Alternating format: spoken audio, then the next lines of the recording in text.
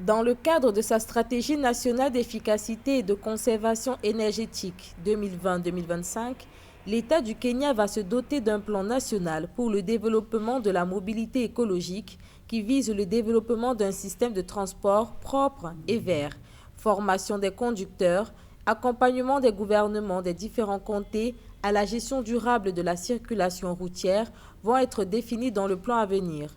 Précisons que le gouvernement kényan projette d'augmenter le nombre de véhicules électriques sur ces routes à au moins 104 000, soit 5% de tous les véhicules d'ici 2025.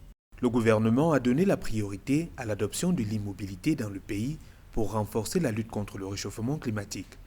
C'est dans ce contexte que le gouvernement s'est engagé à inciter les véhicules de service public, les boda-boda et les transporteurs commerciaux à se convertir aux véhicules électriques. Le leadership technologique incarné par le Kenya a attiré dans ce pays plus de 40 start-up spécialisées dans l'immobilité.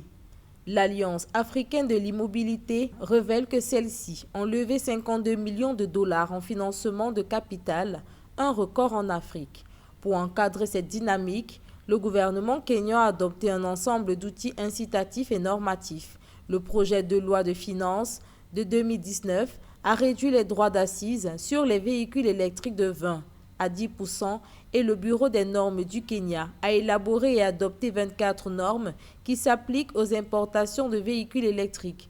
Aussi, l'autorité de régulation de l'énergie et du pétrole a fixé un taux spécial pour la recharge des véhicules électriques dans un contexte de révision à la hausse des prix de l'électricité.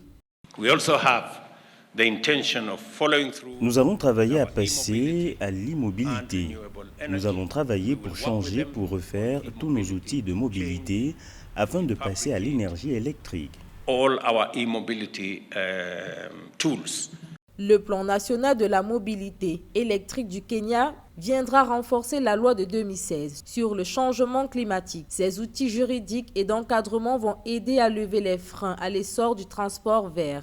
Le coût initial élevé de l'acquisition des véhicules électriques, l'insuffisance de l'infrastructure de recharge, ainsi que le défaut d'expertise technique pour l'entretien des véhicules électriques sont encore d'importants obstacles à l'immobilité.